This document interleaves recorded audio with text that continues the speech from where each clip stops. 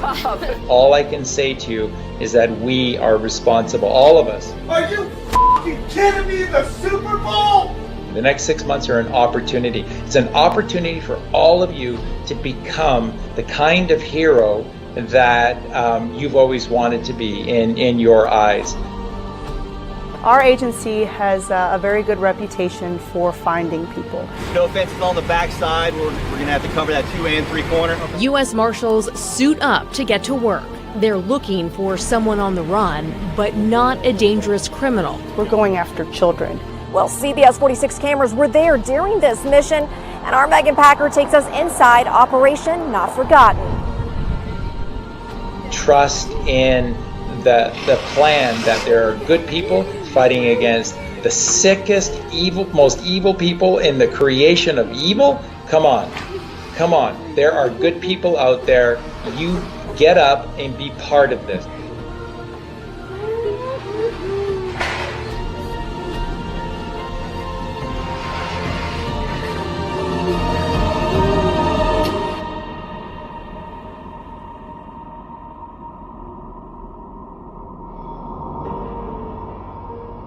Everything is about Donald Trump and the abbreviation that you get with Q called D-class or DECLAS. DECLAS is code or an abbreviation for D-class, and D-class is short for declassified. So the main people behind all of this have been the NSA. Phone in your pocket right now might be a government spying device. Access to everything about you. As soon as that information became available, a group of people within the military said, this is our chance. The NSA's Security and Counterintelligence Directorate, also known as the Q Group, is the agency's internal police force. They're basically the cops or the police of the NSA.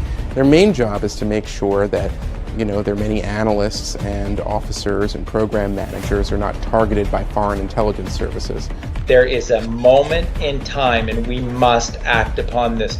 So I think Joe Biden and the Biden family are compromised. Obviously, I've referenced that I held a Q clearance. You're briefed on compromise and who you're able to talk with and deal and do business with. 50 years from now, our great-grandchildren will look back and say, what a beautiful history we wrote together. The minions who are running things for whoever is hidden in the background. Mr. President. What these minions don't seem to get is that they're just as vulnerable as we are.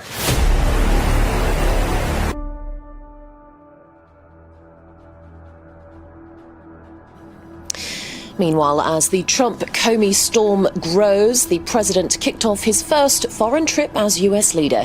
He's set to touch down later this Saturday in Saudi Arabia, the first leg of a whirlwind 8-day tour that will take him to Israel.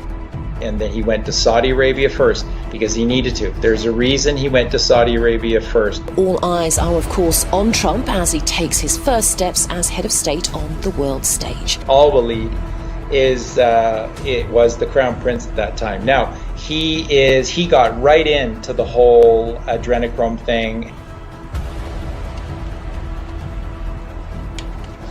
What is this shit? That stuff makes pure mescaline seem like ginger beer, man. Adrenochrome. Adrenochrome? You are a disgrace, not only to the GOP, but to all of America. Withdraw from the U.S. presidential race, as you will never win. This is all because this Al-Walid got sucked in by the cabal, the 13 families, one of the 3 main arms of their weaponry. And there are a lot of Saudis that didn't like this. They knew what was going on, and they didn't like it. But there's a lot of people that draw lines with children. Really don't think he's the right messenger for a message, to bring a message of peace and unity to the Middle East. Of a pretty stunning moment. Jim was talking about the publicity of this. Well, Saudi King Salman presented that to the president. It's a gold medal. The collar of Abdulaziz Al Saud is what it's called, and it's the nation's highest honor. What is the symbolism there? What is the intention as he he gives him that honor because already what we are seeing, the grandeur of this welcome, is so different from what we've seen with past presidents. When Trump arrived in the summer of 2017, he laid out all of the documents. That's what they did to everyone. They had folders, and the folders had all the documents. These are some of the 33 Haitian children an American Baptist group allegedly tried to unlawfully take out of the country on Saturday. Annalberia is a small village with a painful past. All of these girls are victims of trafficking. There were photographs. They came with discs, CDs, and DVDs. And the CDs and DVDs had fantastic production value, and it had all of their footage doing the most horrific things. The NSA has it all on all of these people. This was, quite a surprising move here by Prince Mohammed. I mean, most of all, this arrest or detainment of al-Walid.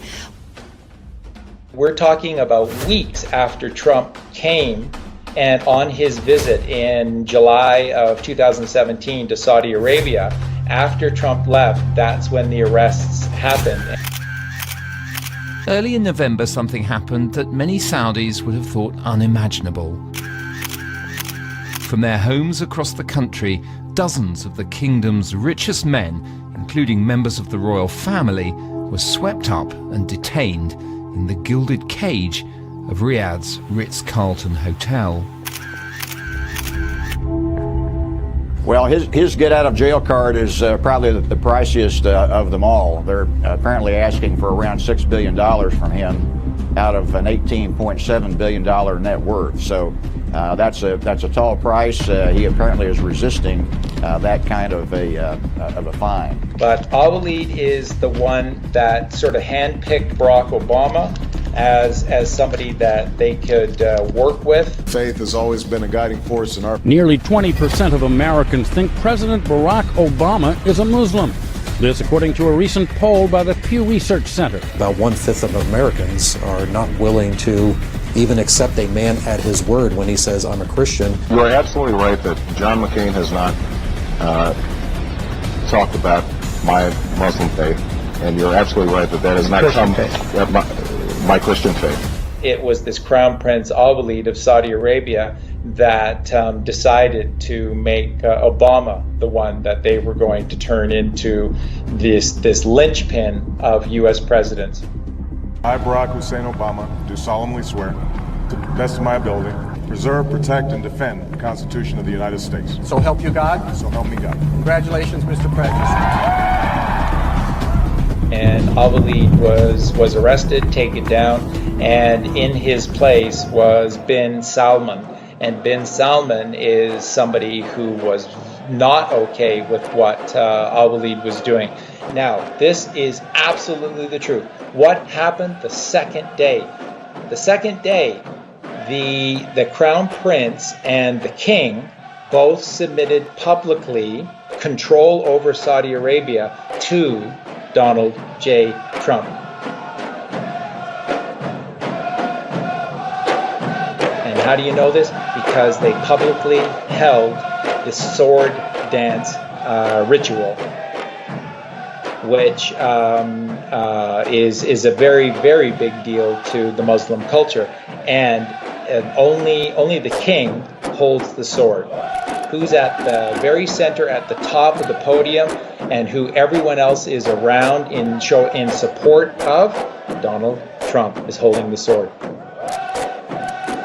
This is Saudi Arabia publicly capitulating, and in one of the photos that we have, it shows the Saudi king, and he looks like he's about to die. He's in so much pain at what's going on here. They just handed over the keys to Saudi Arabia to Donald J. Trump. So what is important to note is that where Trump went next, he went with Saudi as part of his team. So you need to understand, it's not just that he didn't go there and take them down and that they're never going to do it. No, they're now working for him. They're part of this team. They're part of the Q plan now. You need to wrap your heads around this. Direct from Riyadh, President Trump took the first official flight. And then the days that followed, Trump left Saudi Arabia and went immediately to Israel. Defeating terrorism and creating a future of harmony, prosperity, and peace. But we can only get there working together. There is no other way. Mr. Trump has already disappointed many Israelis. He promised to move the US embassy from Tel Aviv to Jerusalem, his next stop. However, all the signs are that won't happen now. One thing, in fact, we can just see there, just let me stop by saying we see President Trump there wearing a skull cap, a kippah, in fact, as it's known in Hebrew, being taken to the Western Wall by the ultra-Orthodox rabbi in charge of the location.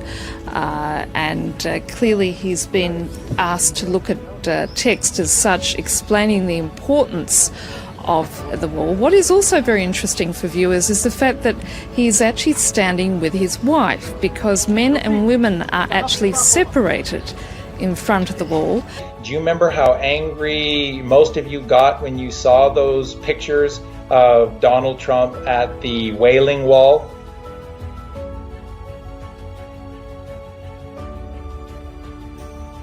He's not a puppet for the Zionists. There are no Zionists. Remember, folks, there's just the Phoenicians. There's just those 13 families, and they're very smart, and they're very good. And he sat down with everybody in front of the camera and behind the cameras, the people that are really in power, and he laid it all out on these minions.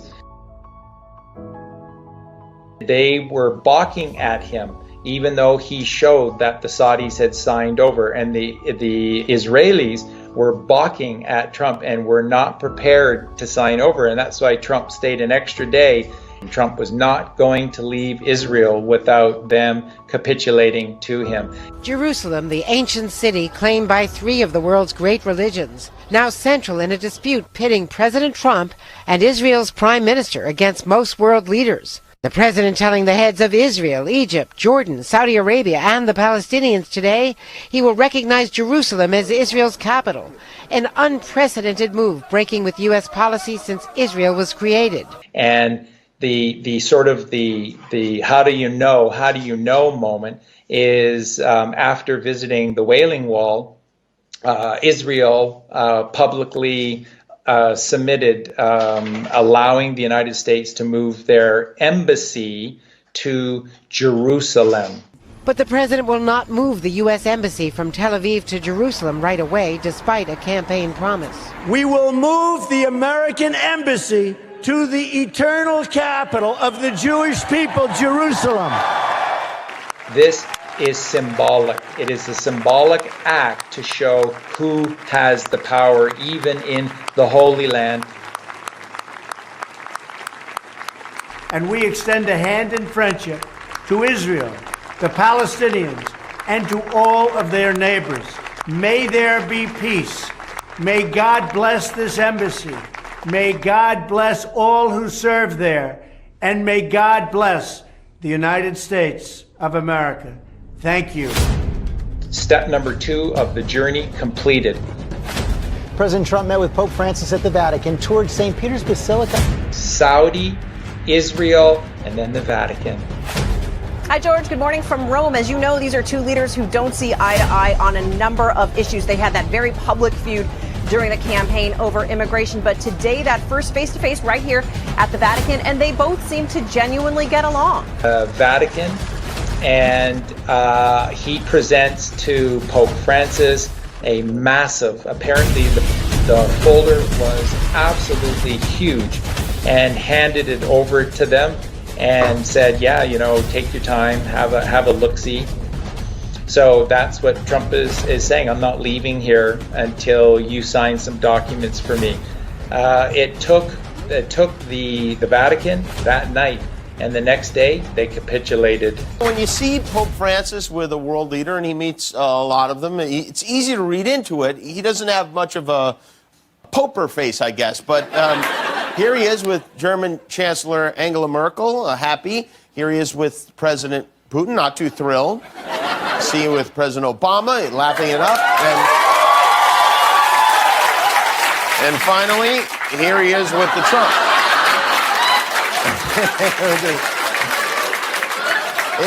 It looks less like a meeting and more like the Trump family passed away and they don't know it yet.